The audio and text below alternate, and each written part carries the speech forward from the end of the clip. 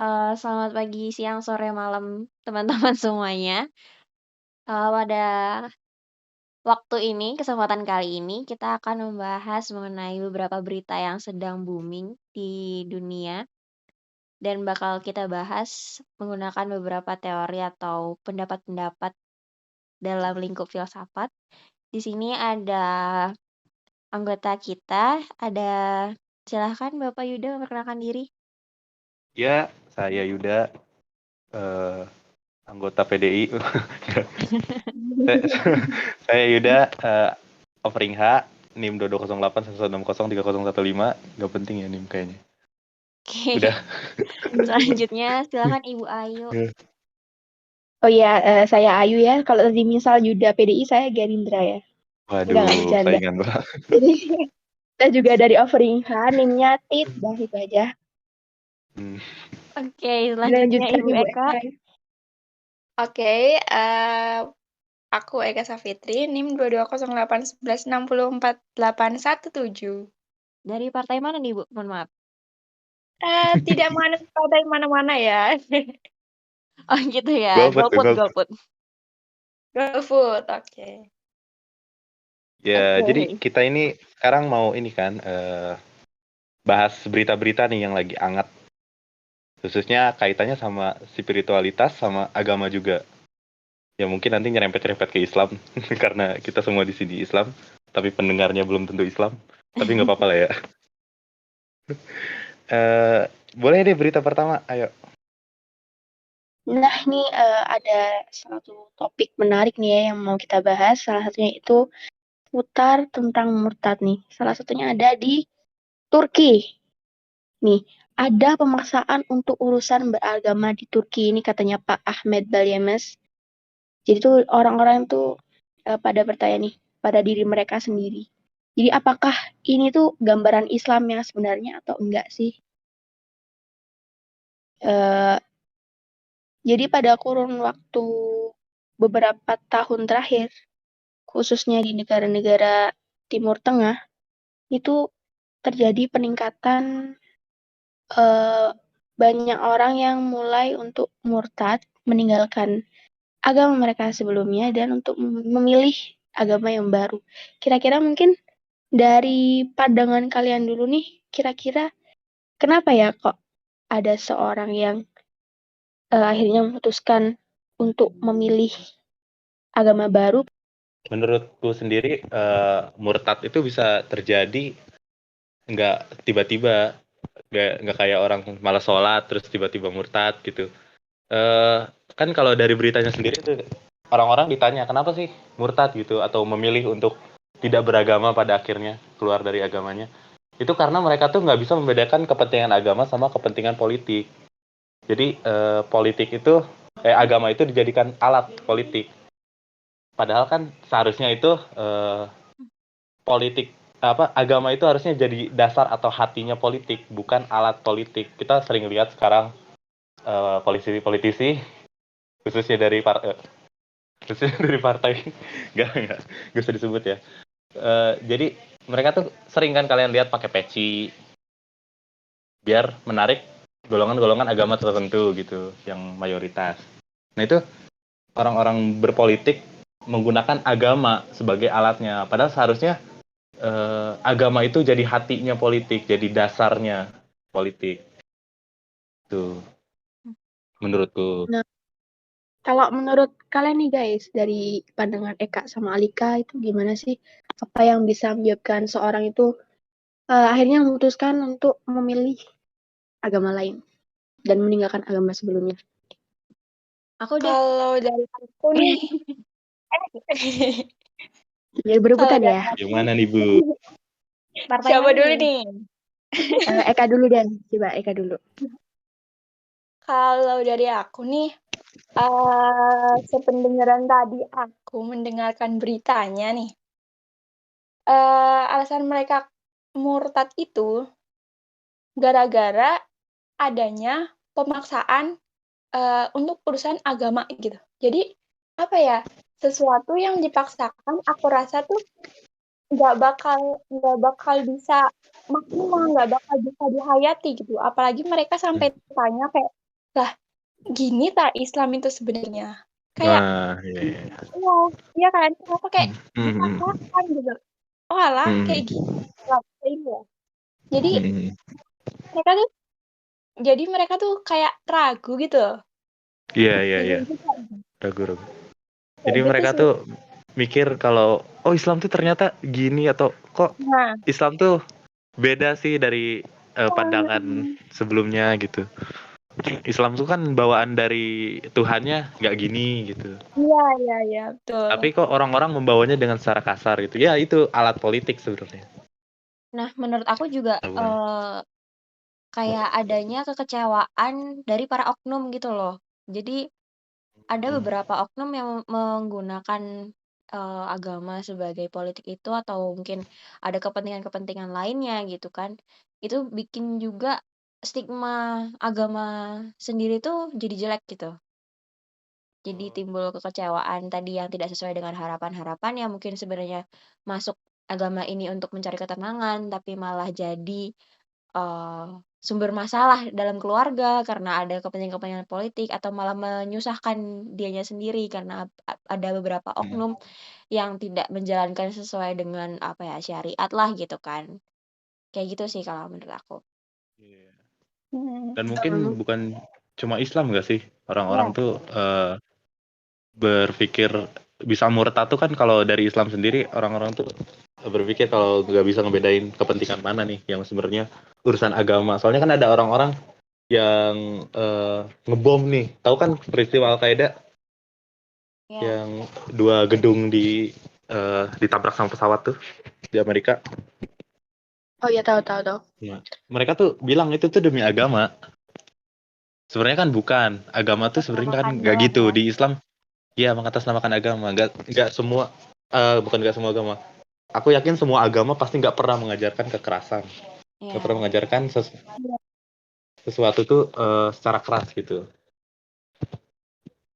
Terus ya eh, sebelum ini pun sebenarnya sebelum tahun 1900-an ya. Orang-orang tuh kan pada beragama ya, pada taat sama agamanya. Tapi setelah abad ke-20 ini, orang-orang tuh abad ke-20 tuh tahun 1900, orang-orang tuh murtadnya beneran banyak gitu yang asalnya ateisme itu. Ateisme itu agama bukan sih? Ateisme itu di eh, presentasinya paling bawah gitu di antara semua agama yang terdata. Ateisme tuh malah melonjak, malah di tahun 1940-an tuh ngalahin Islam Oh iya, anggotanya. Iya, ngalahin Islam. Ada datanya di statistik World gitu. Jadi tahun 1940-an tuh udah ngalahin Islam orang-orang ateis tuh dari jumlah. Dan itu kenapa bisa terjadi? Mungkin dari pandanganku ya dari eh, itu bukan cuma keluar dari agama Islam tapi keluar dari agama yang sebelumnya Kristen. Bahkan di Eropa sekarang tuh mayoritasnya malah ateis bukan Kristen. Kalau dulu kan Kristen kebanyakan. Sekarang tuh udah pada ateis. Jadi tahun 1940-an tuh kita tahu kan ada apa di sana di zaman itu. Tahun 30-40-an. Tahun ya ada perang dunia di situ. Jadi orang-orang tuh mulai berpikir eh kenapa Tuhan membiarkan semua kejahatan ini? Mungkin kita yang nggak pernah ngalamin bakal pikir kok orang bisa lemah itu imannya. Padahal kan kalau kita ngalamin mungkin aja kita bertanya seperti itu. mm, Kok bisa Tuhan membiarkan semua ini? Kok bisa ada Hitler gitu?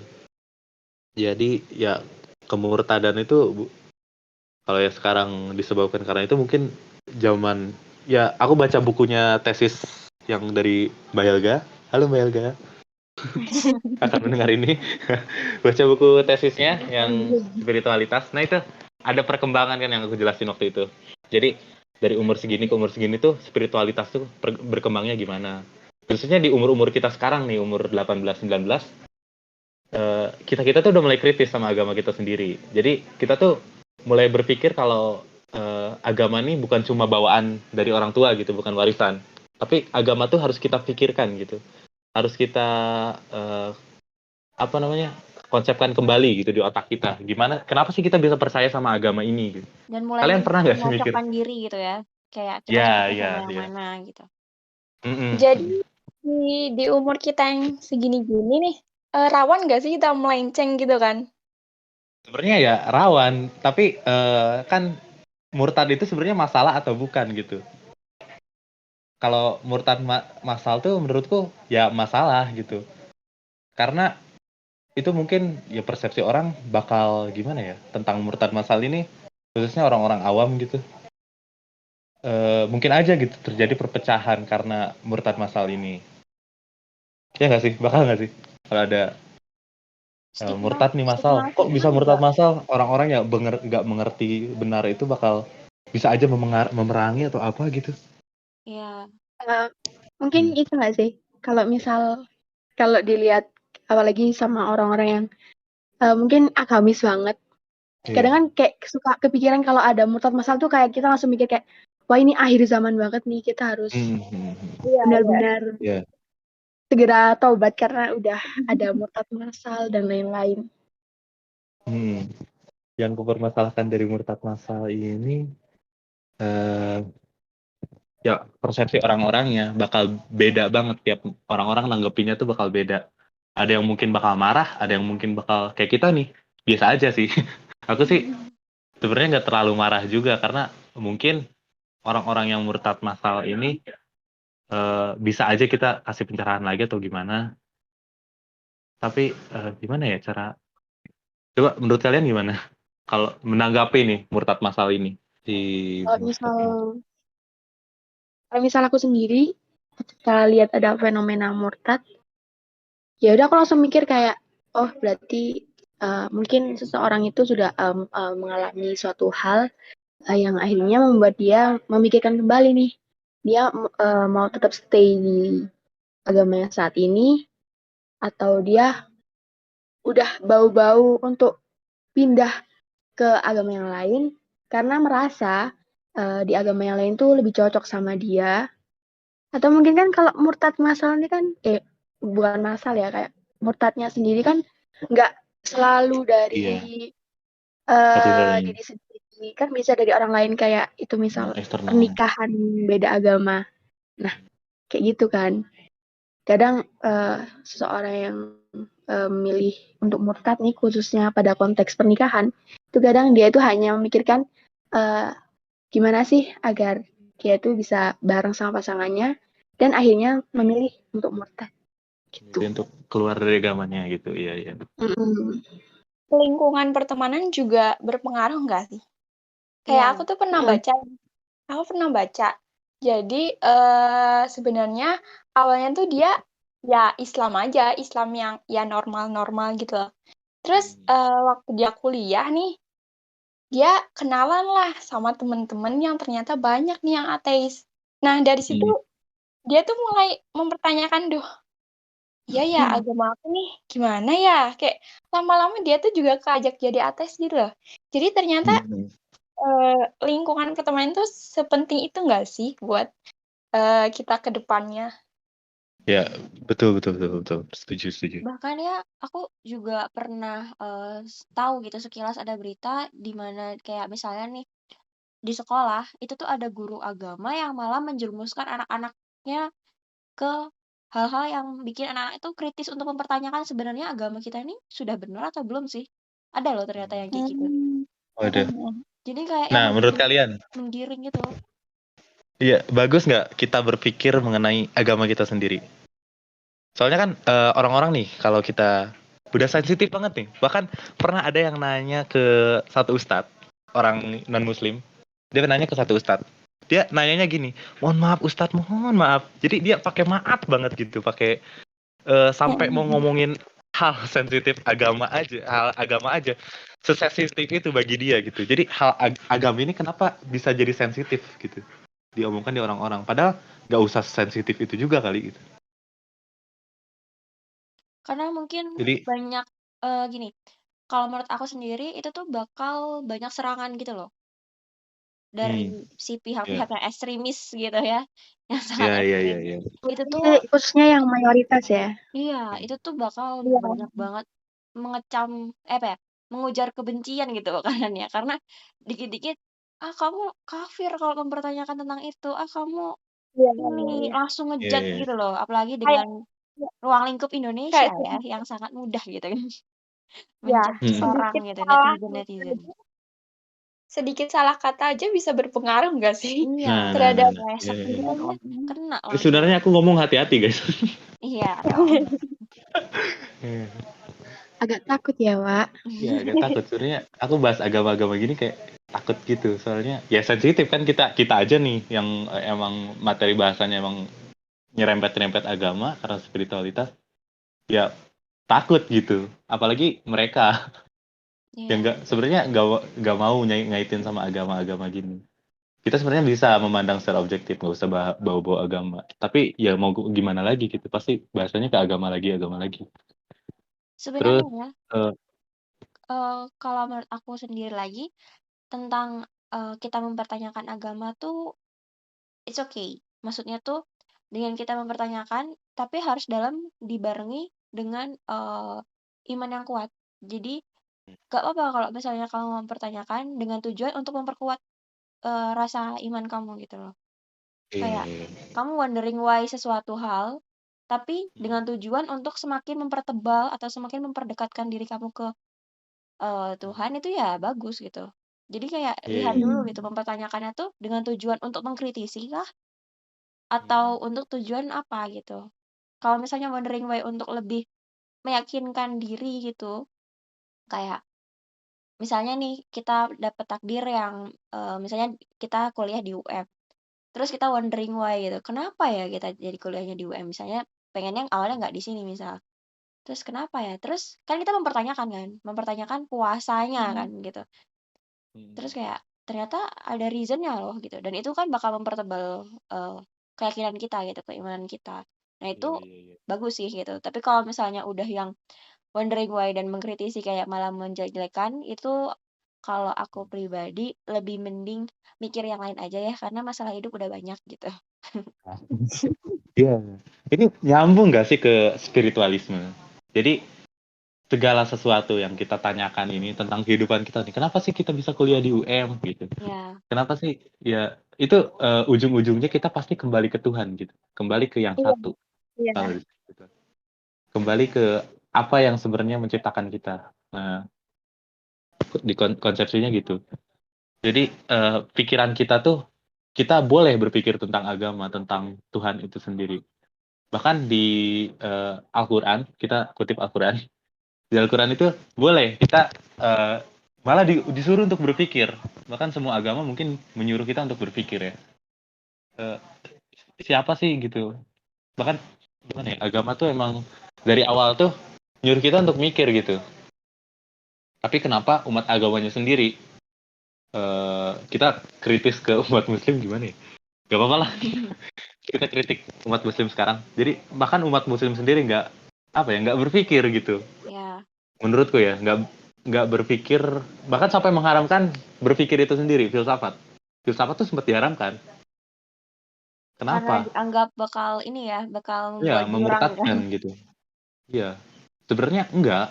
Pertanyaan-pertanyaan tentang Tuhan itu bukan datang dari filsafat, datang dari agama itu sendiri gitu. Hmm.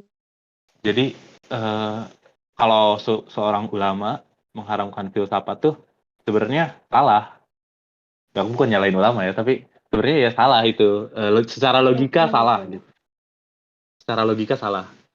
Soalnya dia mengharamkan, kalau dia mengharapkan setelah dia tahu filsafat, maka itu salah. Soalnya filsafat tuh sejalan gitu. Harusnya kita kan disuruh berpikir, Quran juga nyuruh mikir gitu. Kenapa Ya, diharamkan? Terus kalau dia mengharapkan karena dia nggak tahu apa itu filsafat, nggak pernah baca sedikit pun, maka itu juga salah. Karena dia nggak mengharapkan apa yang dia nggak tahu. Tuh. Tadi udah nyerempet-nyerempet ke Iya, spiritualisme ya. Jadi mungkin iya. mungkin pertanyaan besar nih yang mungkin banyak orang mungkin berpikir nih, bisa nggak sih spiritualisme ini jadi solusi buat masalah ini? Jadi apakah spiritualisme ini bisa membuka jalan keluar atau solusi-solusi dari permasalahan seputar keluar agama ini? Murtad. Menurut kalian bisa nggak sih? Dari aku ya. Dari aku dulu, kalau menurutku spiritualisme itu bisa menyelesaikan, tapi secara individu dulu. Aku nggak tahu spiritualisme itu bisa diterapkan secara kolektif atau enggak, secara di lingkup masyarakat gitu, harus berpikir secara spiritualis. Karena spiritualisme menurutku, yaitu diri kita sendiri, individu gitu. Iya, setuju sih. Kalau hak prerogatif kita dengan Tuhan gitu. Jadi Iya. bisa nggak sih kita mencapai Tuhan gitu dengan spiritualisme? Itu tergantung kecerdasan spiritual kita masing-masing. Nah, untuk menghentikan untuk mencegah hal murtad masal seperti ini terjadi lagi, secara kolektif aku belum tahu ya. Mungkin bisa diajarkan tentang spiritualisme ini dari SD. Waduh, nggak bisa kayaknya. Tentang budi pekerti deh, budi pekerti akhlak gitu. Ya emang diajarin sih di agama. Kalian dapat kan PAI dari kelas 1 SD bahkan sampai kuliah sekarang? Iya. Dapat kan? Di PAI ada nggak sih ini toharoh, bab bersih bersih? Iya, ada. Ada kan? Tapi kalian lihat nggak Ada. kolong meja teman kalian? Seperti apa bentuknya? Bersih tidak? Tidak ya, sangat Ya kotor. kan? Itu Penuh yang dengan repot sampah sebenarnya. makanan ya. Nah, ini masalahnya ya ke pendidikan lagi gitu. Bisa nggak sih ini diterapin gitu? Budi pekerti ya. Pasti kalau spiritualisme ini bisalah kita masukin dikit-dikit gitu. Segala sesuatu itu kembali ke Tuhan. Pasti aku nggak tahu ya anak SD bisa nerap ini apa enggak gitu. Menurut kalian gimana? Sebenarnya Anak SD itu kalau menurut aku setuju banget tadi yang perkataan kayak bahkan ada juga kan gitu salah satu kutipan yang kita sering dengar gitu hablum minallah hablum minanas gitu kan. Ya ya. hubungan kita di hidup ini tuh ya bukan hanya dengan Tuhan aja gitu kan, tapi dengan sesama manusia yang sebagaimana atau bukan sesama manusia aja gitu kayak makhluk hidup lah gitu sebagaimana kita sebagai makhluk yang telah diciptakannya gitu kan. Jadi spiritualisme sendiri tuh kalau misalnya kamu itu agamanya bagus banget nih, sholatnya nggak pernah bolong, ibadahnya nggak pernah bolong, ngaji terus, tapi kamu jahatin orang, ya menurut aku juga Hmm, sama aja nggak sih? Maksudnya iya. nggak nggak ngaruh gitu, maksudnya Iya, kamu iya, iya, bagus iya. cuman ngejar ngejar itunya doang gitu, tapi kamu pas di Ini dunia ngejar ini kamu ritualnya doang. iya kayak Hmm. kamu malah Bahkan melupakannya gitu, malah melupakan yang sebenarnya lagi dijalanin bener-bener. itu Hmm. dicela sama Nabi sendiri ya. Ya agama Iya, lagi nggak apa-apa. kayak Dicela sama Nabi Kalau sendiri. Orang-orang yang sholat tuh ya buat ini, buat ya pahala doang gitu buat. iya, Jadi kan ya, ya, ya. dalam Quran tuh ada eh inna solati minal fasyai wal munkar. Jadi sholat itu menjauhkan kita dari perbuatan keji dan mungkar. Jadi kalau orang setelah sholat masih mungkar, mungkin ada yang bermasalah dengan sholatnya. iya benar. Ya Perlu kita nggak tahu ya kalau dipertanyakan. di agama lain. Mungkin ini Imam Al-Ghazali pernah meriwayatkan percakapan Nabi Musa dengan Tuhannya. Jadi Nabi Musa tuh bilang apa yang disukai dari ibadahku. Terus Tuhannya menjawab, Nabi Musa nanya, apa yang disukai dari ibadahku? Apakah sholatku? Tuhan menjawab tidak. Sholat itu sungguhnya buatmu. Itu menjauhkanmu dari perbuatan keji. Terus apakah puasaku? Tidak. Sebenarnya itu buatmu juga. Karena itu menahanmu dari amarah dan nafsu. Jadi segala ibadah pun sebenarnya buat kita juga gitu. Iya, Buat ya mungkin di agama lain beda cara ibadahnya. Tapi aku percaya ritual-ritual ibadah itu pasti menjauhkan kita dari perbuatan keji juga. Semua agama tuh pasti ada apa ya dampak ke sosialnya gitu pasti baik gitu. iya. Ingin yang Nabi aja, terbaik kan, pasti untuk umatnya. iya betul betul. Iya. Bahkan Nabi aja kan, Nabi kita, eh dia tuh nggak bikin apa ya, waktu ada masalah tertentu deh, misal kayak pelacuran zaman Nabi banyak tuh Iya benar. di Arab tuh, di Madinah tuh banyak tuh pelacuran tuh dari dulu yang banyak. Tapi apa yang dilakukan Nabi? Apakah menggerebek seperti yang kita lakukan sekarang? Kan tidak. Nabi tuh membenarkan sistem ekonominya terlebih dahulu supaya orang-orang yang melacur ini nggak punya alasan untuk melacur. Jadi agama yang diajarkan Nabi sendiri aja untuk sosial gitu, untuk sosial ekonomi Ya. dampaknya ke situ. untuk menghindarkan kita berbuatan keji, supaya nggak ada hal-hal jahat lagi lah yang terjadi kepada diri kita sendiri. Gitu. Ya, semua konsep agama tuh sebenarnya gitu nggak sih? Konsep spiritual itu bahkan dari zaman dulu aja, spiritual tuh gitu. Untuk apa ya, menyatukan diri kita dengan Tuhan gitu, menghilangkan sifat-sifat yang kotor dari diri kita kalau katanya si Plotinus. Tubuh tuh Jadi sebenarnya betul.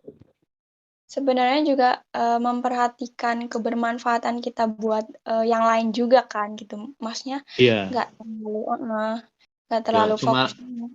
ritual gitu. Iya, Kita iya. Islam rajin Diterapkan. sholat 5 waktu. Ya, itu Iya. penting, itu hijrah, itu penting. Kristen, aku nggak tahu ibadah Kristen. Nanti so tahu lagi. Ya mungkin dari contoh kita dulu Islam. Rajin sholat 5 waktu, rajin puasa, itu kan ritual gitu, secara ritual. Tapi secara Mm, apa ya, substansi gitu. Apa sih makna dari semua ibadah yang kita lakukan gitu? Iya, iya. Tuh. Oke, menarik banget ya kalau misal kita bahas-bahas seputar agama ini. Soalnya banyak banget nih yang perlu dibahas lebih lanjut lagi.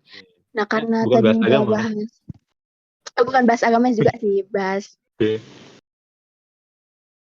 Nah, mungkin Bahas kalau spiritualitas.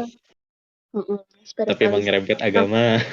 Kalau susah, penyerempet. kalau nggak ngaitin sama agama. Pasti. Nah, mungkin kalau tadi kan udah dilihat dari mungkin ada solusi yang bisa didapat dengan kaitan teori spiritualisme nih. Mungkin kalau dari diri kalian sendiri mungkin ada nggak sih kalian punya pendapat kayak solusi-solusi yang mungkin bisa menyelesaikan masalah ini biar nggak terjadi lagi? Mungkin aku kayak akumulasikan aja ya sebenarnya. Pasti, hal-hal ini tuh sebenarnya dapat dicegah gitu sebelum diperbaiki gitu ya, atau Oke. ada solusinya. Sebenarnya nih yang ya termasuk yang bisa dicegah lah, apalagi karena ini murtadnya massal gitu ya. Itu sebenarnya tuh bisa banget loh kalau misalnya dicegah mulai dari pendidikan di awalnya kayak apa, terus mungkin dari sistem, di keluarganya tuh kayak apa gitu. Nah, kemungkinan juga Mm-mm. kan itu dari sistem politiknya juga dibawa ke keluarga juga gitu, sistem politik negara dibawa ke keluarga, terus nanti mempengaruhi anak-anaknya gitu kan. Jadi sebenarnya, menilik dari tadi cerita yang Yuda bilang tentang Nabi yang masalah pelacur tadi, dicontohkan bukan, kita tuh harus, memperbaiki sesuatu tuh coba kita lihat akarnya. Sebenarnya gimana sih? Penyebabnya tuh karena apa sih? Jangan langsung nebang aja gitu kan. Kayak coba kita lihat dulu Oke. akarnya sebelumnya kayak apa. Jadi jangan langsung menyalahkan, oh ya udah dianya aja yang nggak kuat iman gitu loh. Tapi ya coba dilihat dulu Mm-mm. gitu ke belakang-belakangnya. Adakah yang masih bisa diperbaiki untuk mencegahnya kemudian? Gitu. Jadi untuk solusi mungkin agak susah ya karena mungkin udah orang-orang dewasa nggak sih sebenarnya yang murtad-murtad Iya. ini gitu kan. Tapi memang masih Iya, bisa iya. lah. Kan kayak ya atas kuasa Allah pasti semuanya bisa kan. Misalnya masuk Mhm. lagi ke agama tersebut gitu atau istilahnya dapat hidayah lagi gitu kan. Sebenarnya bisa kan. Cuman kalau aku lebih apa ya, lebih prefer buat apa ya, Preventif ya. menanam iya, yang Mhm. sebelumnya, lihat dulu kenapa, kok bisa kayak gitu tuh kenapa, terus cara nyegahnya tuh kayak gimana, dan itu tuh nggak bisa dilakukan oleh satu 2 orang gitu. Ini harus ada kerjasama gitu, dan ini memang masalah yang sebenarnya apa ya, mungkin para politikus agak males ya buat ngurusin ini karena nggak ada Iya, iya, benefit iya, bagi iya. mereka ya, karena Iya, ini sebenarnya iya bahas ini kan pun iya orang kan? murtad tuh nggak ada apa ya, nggak ada sangkut pautnya sama kita ya, murtad murtad aja gitu. Tapi Iya, ini nggak masal ada tuh takutnya membawa negara kita seperti itu juga. iya, Tapi negara kita kayak gitu juga masalah nggak sih buat kalian? Misal negara kita nih dibikin sekuler, mmm, dibikin agama tuh dipisahkan dengan politik, bisa nggak? Jadi ya, kayak Turki nih, Mustafa Kemal Atatürk dulu bikin agama tuh dipisahkan dengan politik. Jadi politik ya politik, agama ya agama. Terus eh, orang-orang Muslim pas ada ide soal itu menolak, khususnya di Indonesia tuh menolak karena itu tuh nggak sejalan katanya sama Pancasila, ketuhanan yang Maha Esa.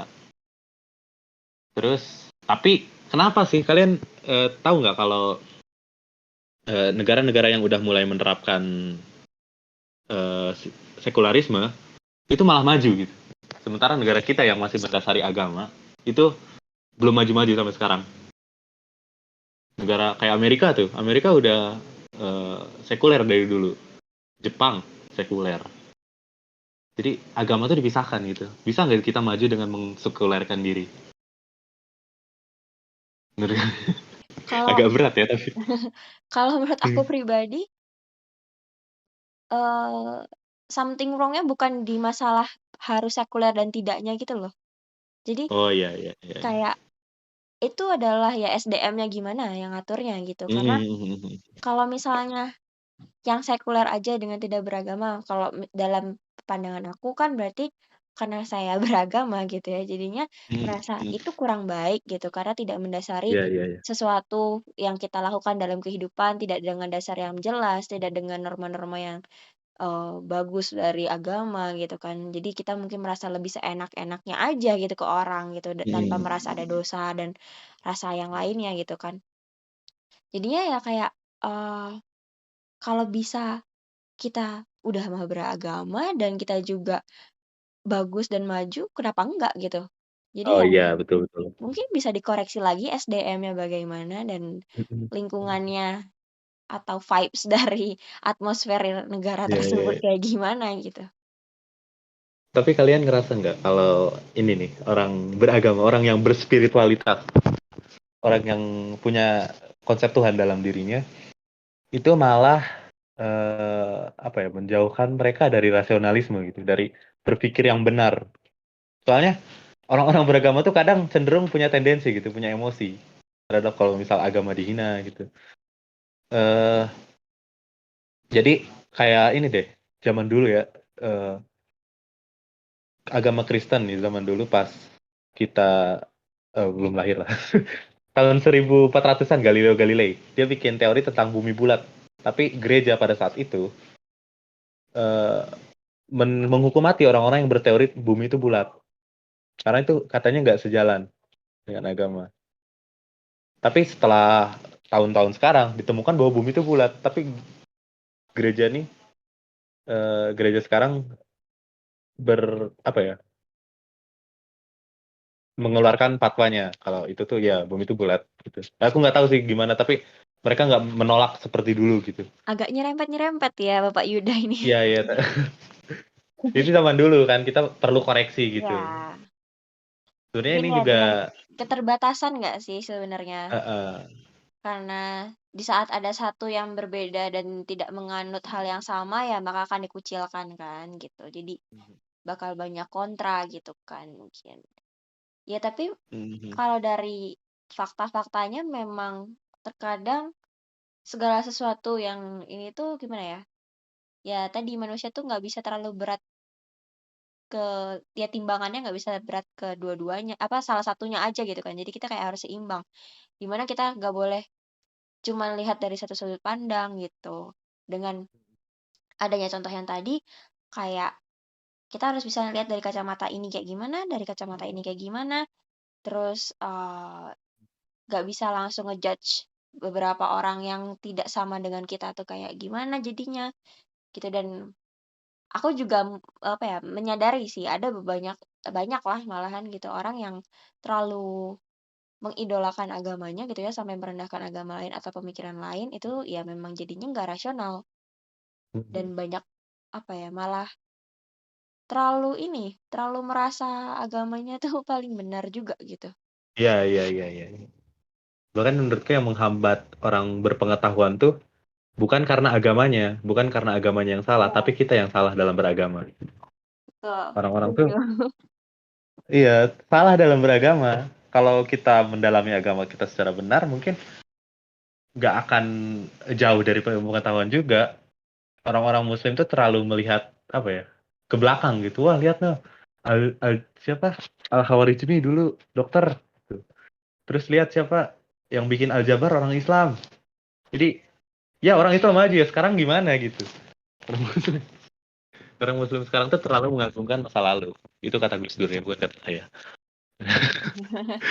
Orang Muslim zaman sekarang tuh terlalu Kata Gus Dur, kata Maruf Amin, terlalu mengagungkan, terlalu bernostalgia dengan masa lalu. Sementara sekarang kita mau ibadah aja, yang katanya orang-orang ini, lucunya Muslim di negeri ini tuh, dia demo produk kafir, tapi ngumpulin masa demonya tuh di mana coba? Di WA. WA produk kafir. Menurut dia, itu yang lucu dari umat Muslim di negeri ini. Mungkin itu jadi kritik pribadi buat kita. Nah, ini nyambung sama berita selanjutnya. Berita selanjutnya tuh ada orang di Swedia yang membakar Al-Quran. Wow. Yang membakar Al-Quran. Namanya adalah siapa di sini? Rasmus Paludan. Ngeselin ya namanya. Maksudnya Rasmus Palu dan apa gitu. Tolong Yud. Tolong jokesmu itu. Masuk jokesnya masuk. Palu dan apa gitu. Dia tuh kepala politik sayap kanan Denmark, Stormkurs. Dia melakukan pembakaran Al-Quran dalam demonstrasinya pada Sabtu 21 Januari 2023. Pembakaran Al-Quran di Swedia bermula saat Paludan melakukan demonstrasi di depan kedutaan besar Turki pada Sabtu lalu. Usai menyampaikan gagasannya selama kurang lebih 1 jam. Rasmus Paludan membakar Al-Quran dengan korek api. Nah, ini tuh kalian deh nanggapinya gimana tentang pembakaran Al-Quran ini? Sakit sih. Kalau aku, ya sakit benar-benar. Kalau aku masih bertanya-tanya, kenapa? Apakah alasannya memperkuat dia mau membakar Al-Quran? Iya. Kok Menurutku berani motifnya gitu. caper nggak sih? Caper nggak sih dia? Soalnya kan dia partai politik kan, ketua partai Ya. politik. Terus Kanan kayak menarik juga nggak sih? iya, kayak salah satu partai politik nyebut, saya ini cantik, saya ini kalau bikin IG, waduh. Kok ada tukang bakso di luar? Salah satu bentuk ujaran kebencian juga nggak sih? Iya, ujaran kebencian, Apa? Islamofobia. Nah, kayak gitu. Kan Menarik banyak. masa. Tapi menurutku ya dia emang caper aja gitu untuk ya itu Islamofobia, caper kepada orang-orang yang Islamofobia karena dia ketua politik. Betul. Gimana buat dipilih tahun 2024 ntar ya pakai peci, enggak. Ya bakar Al-Qur'an gitu kan, di sana kebanyakan orang-orang tuh Islamofobia. Orang-orang di Swedia tuh orang-orangnya Islamofobia. Jadi menurut dia ya pasti bakal banyak lah pendukungku kalau aku bakar Al-Quran nih. Padahal enggak juga gitu, dia caper. Dia katanya mau bakar tiap Jumat gitu. Tiap Jumat di depan masjid. Ya kelihatan banget gak sih capernya? Dia ngapain gitu melakukan itu? Sebenarnya reaksi kita terhadap sebagai umat beragama gimana harusnya? Tapi ya menurutku sendiri ini tuh gak baiknya tuh bukan sangkut pautnya dengan agama, tapi dengan lingkungan kita, dengan sosial masyarakat kita. Yep. Ya pasti bakal banyak orang yang gak terima kan, kayak tadi kan siapa yang bilang sakit? Aku. Ya Eka bilang sakit nih. Alika. Pasti nggak Alika ya. Pasti nggak Alika doang yang bilang sakit gitu. Pasti banyak orang yang merasakan sakit saat Al-Quran dibakar ya. Jujur aku pun sakit gitu melihat Al-Quran dibakar gitu. Itu pun pasti bakal menimbulkan perpecahan ya sih. Ya. Pasti Orang-orang sih. tuh wah tuntut orang ini kenapa dia membakar Al-Quran gitu. Ya pasti menimbulkan perpecahan gitu. Walaupun sikap kita sebagai muslim harusnya nggak berlebihan. Iya, tadi makanya aku sempat bilang, kok berani banget. Maksudnya berani banget tuh bukan dalam artian kok dia mau bakarnya kitab aja gitu, tapi kayak dia berani menanggung akibat setelah dia melakukan Iya. ini gitu. Iya. Pasti orang Ujaran muslim bakal marah banget gitu. Ya kan? Itu Mayoritas. bahkan tidak hanya mungkin di negaranya dia aja loh. Bisa aja orang luar mengecap negaranya dia jadi sesuatu yang buruk karena perlakuannya dia gitu kan. Wah, muslim tuh sekarang paling banyak ya populasi dunia. Kok dia siap gitu, kok dia berani gitu. Itu sih yang aku malah kayak bisa ya, apa motivasi terkuatnya dia kok bisa sampai berani menghadapi mungkin jutaan orang yang bakal ngebenci dirinya, bahkan negaranya atau kepemerintahannya. gitu kan. Sekuat Iya, apa caper banget. motivasinya dia gitu, sampai bisa mengalahkan rasa takut itu. Tapi aja memang kayak resikonya itu besar banget loh. Bisa aja kayak udah mulai ada perang antar umat beragama. Iya, Itu Iya, mulai itu akibatnya betul. yang aku serem takutkan tuh nggak itu. sih? Perang antar umat beragama. Jadi pasti responnya beda-beda gitu. Kebanyakan pasti sakit kalau lihat Al-Quran dibakar. Tapi respon yang baik sebagai spiritualis itu gimana gitu? Bisakah Tuhan kita dihina? Menurut kalian gimana? Tuhan kita nih, Al-Quran tuh dibakar gitu. Itu bentuk penghinaan terhadap Tuhan bukan? Pertanyaannya Jadi ini ya. Gus Dur deh, almarhum presiden kita yang keempat pernah bilang kalau Tuhan tuh tidak perlu dibela, bahkan itu diaminin sama Paus Fransiskus yang ya beda agama sama Gus Dur gitu, diaminkan Tuhan tuh tidak perlu dibela. Ya kita menolong Tuhan ada di Al-Quran, tapi cara menolongnya itu seperti apa gitu. Jadi yang perlu kita tanggapi dari Al-Quran nih, kasus Al-Quran dibakar ini, khususnya kita sebagai umat Muslim, mungkin dengan introspeksi ya. Jadi apa sih yang kurang dari kita? Kenapa sih mereka takut sama kita? Kenapa sih? Iya, kenapa sih mereka melakukan itu? Apakah ada yang salah dari kita? Nah, kalau kita baik seperti yang kita diajarkan gitu. Karena kalau kita nanggepin ini dengan teror, ya mereka makin menjadi gitu. Karena suatu provokasi dinyatakan berhasil tuh kalau kita beneran terprovokasi. Itu bentuk terprovokasi aja sebenarnya. Kita kan nggak mungkin juga perang gitu cuma Ya, bukan cuma sih, tapi Quran dibakar tuh emang sakit. Tapi masalahnya tidak apa ya? terlalu sampai Itu mempengaruhi. cuman soft kertas-kertas gitu. Ya mungkin bukan cuma ya, tapi eh, kalimat-kalimat di dalamnya mungkin yang harusnya kita terapkan ke dalam diri kita. Bukan ya sejatinya kalau kita menghina, walaupun kita nih menghina ajaran agama lain, sebenarnya iman kita yang hangus. Kalau kata Habib Ja'far, kalau kita menghina ajaran agama lain, kita yang hangus sebenarnya, bukan kita nih membakar gereja, ya kita yang hangus sebenarnya, iman kita, bukan gerejanya gitu. Jadi Tuhan tuh tidak perlu dibela.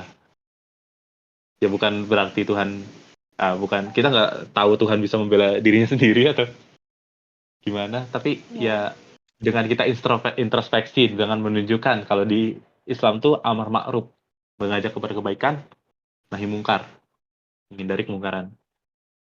Tapi kebanyakan orang tuh salah melakukan amar ma'rufnya. Harusnya amar ma'ruf bil ma'ruf.